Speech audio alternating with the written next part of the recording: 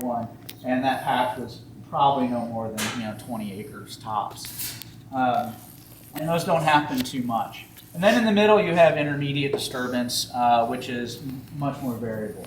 This stuff is incredibly important as we talk about what old growth is. Point it at the projector, not the computer. Thank you. My wife's better at this stuff. So now the next thing I want to talk about is stand development. So this is a this describes sort of a processional change of forest structures beginning at a major disturbance event to what we would call an old growth type structure. And this is usually divided up into 4 phases. The most common is after Oliver, and Larson. I like Freeland, so I follow his, so this is where Oliver changes.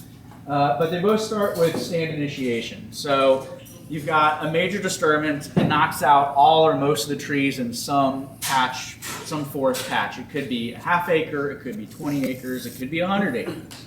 But the idea is that the overstory trees get walled. And what happens is after that overstory gets knocked out, and this could be from a clear cut as well, the seedlings and saplings, what's called in forestry the advanced regeneration, sprouts up really quickly, and sometimes, depending on the forest, you also have the seed beds. You'll have seedlings sprout up as well, but more often it's stuff that's already established in the understory, gets released, and it grows incredibly dense. If you've ever seen an Eric tornado or clear cut. Shortly after that, usually within a few years, you end up in what's called the stem exclusion phase. And the stem exclusion phase, you have a lot of usually small trees packed together. Their canopy is about the same height, and they're pretty small. And then as time goes on, you have what's referred to as density-dependent thinning, where competition for space and resources, light and moisture, etc., within the stand causes some of those trees to die out, and the trees that don't die are able to take advantage of those extra resources and grow a little more quickly, grow taller, grow bigger. So as you go through the stem exclusion phase, you end up with you're increasing the size of the trees and you're decreasing the number of trees. And then the canopy is sort of slowly rising almost fairly uniformly throughout that process. After that, and the age, depending on your forest, can vary, but around here, in the eastern forest, you're into the Appalachians, probably 50, 60 years, you're starting to move into what's called demographic transition under Freelick, or the understory reinitiation phase under Oliver. And at this stage, this is where most of our mature second growth forests are in our region, especially in our national forest.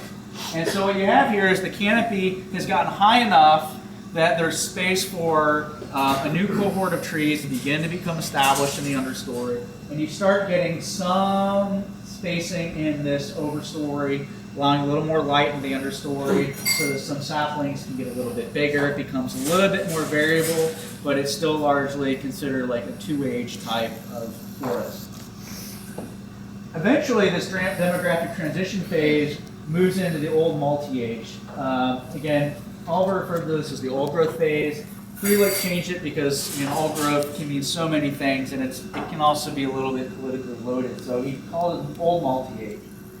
And what we have in old multi-age is we have a forest where the initial cohort from stand initiation, some of those trees may still exist, a lot of those are gone. The understory has come up and made new canopies, so multi-generations of trees. You have these, I'll get this a little bit later, but this is like a dominant crown that's got, above everything else, it will catch lots of light, big tree. Then you got some more co-dominant trees kind of filling in, still a canopy, but not as big. Other stuff going on here, light's able to come here. Basically, it's a much more complex, dynamic forest. And that happens as this original even-age architecture breaks down through disturbance. Some trees die, others come up in their place, and things become more complicated, interesting, and diverse. Over this time, hypothetically at least, it can vary a lot. Forests are very, it's called stochastic. There's a lot of randomness, a lot of variation happens in them. But overall, you expect stem density to decrease, fewer trees, and basal area. This is also a good proxy for biomass to increase over time. Excuse me, can you explain the relationship between basal area and biomass? The reason how carefully what each is. Right, so when we're talking about biomass, we're talking about the mass of all the biotic material in the system. And in a forest, most of that biomass is taken up by the trees, both above ground and below ground biomass. So there's other biomass in the soil, but most of it's the trees. And so the basal area doesn't give you a direct relationship to the biomass of the forest because, for example, basal area doesn't tell you the height of the trees. And if you have trees that are 50 feet tall versus 100 feet tall, well, that's, the 100-foot tall canopy is going to be holding a lot more biomass. But as for that forest stand, as the basal area increases, the biomass of that stand is increasing because you can have the same amount of basal area with a whole lot of little trees or just a couple of very big trees, right? But as that amount increases, it's still generally more biomass in that, meaning more biomass in that forest. Again, it's not a one-to-one relationship, but it's kind of a proxy.